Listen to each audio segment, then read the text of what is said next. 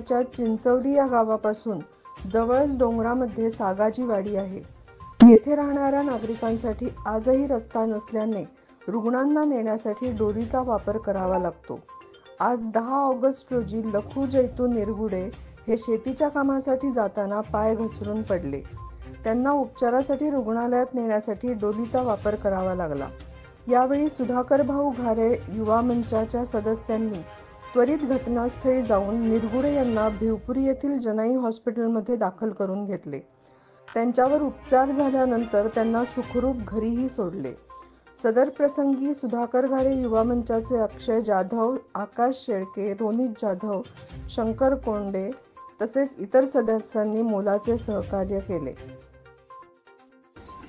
आज सकाळी संदीप निरगुडा यांनी आम्हाला फोन केला की लखू निरगुडा हे सागाच्या वाडीतील असून ते एका ठिकाणी पडले होते।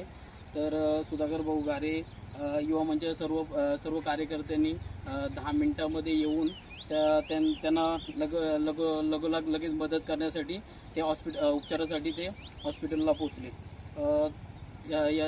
याबद्दल आता सांगायचं तात्पर्य म्हणजे का यांचं येण्या जाण्याचं रोजचं हालच होत आहेत। कारण सागाची वाडी लगभग इकडच्या 13 वाड्या आहेत। असल ग्रामपंचायतमध्ये 13 वाड्या आहेत। 13 वाड्यांमध्ये रस्ते बिलकुल नाही आहेत। लोकांना या पुढचे 4 महिने पावसाळे 4 महिने भरपूर हाल होतात त्यांचे।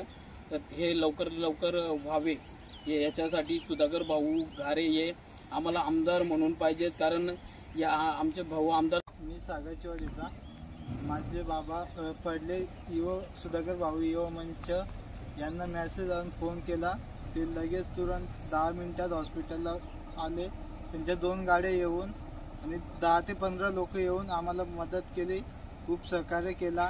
आणि जे काही मेडिकल खर्च व हॉस्पिटलचा खर्च झाला ते त्यांच्याकडून आम्हाला भरपाई दिला। आणि जे आत्ता सुधाकर भाऊ युवा मंचचे कार्यकर्ते अक्षय भाऊ ते आता सुद्धा आमच्या सोबत आहेत आणि घरापर्यंत घेऊन येत आहेत आणि आम्हाला घरापर्यंत त्याही सोडलेलं आहे। जे सुधाकर भाऊ करत आहेत ना ते खूप चांगलं काम करत आहेत आणि आमच्या पाठीशी खंबीर उभे आहेत। आम्ही पण त्यांच्या पाठीशी खंबीर उभं राहणार।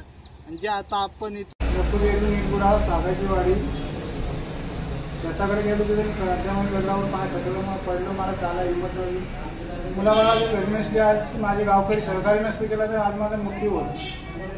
अशी परिस्थिती माझी झाली।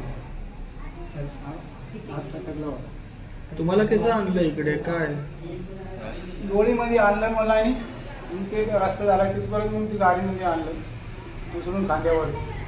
खाली आल्यानंतर वळाला पाणी जास्त, खाली आल्यानंतर वळाला पाणी जास्त, तिथे पुलाचा बंदोबस्त नाही।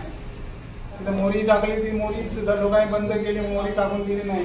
मराठी लोकांनी पुलाचं काम चाललं होतं, मोरी टाकली होती, आणलेली मोरी तशा टपक गेले, टाकून दिल्या नाही। रस्ता वगैरे काय?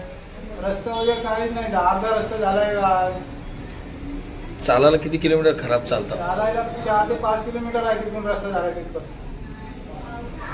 4 ते 5 किलोमीटर तुम्ही झोलीतनं झाला? झोलीत आणलं, झोलीत बांधून खांद्यावर। गावात दवाखाना वगैरे काहीच नाही गावात दवाखाना।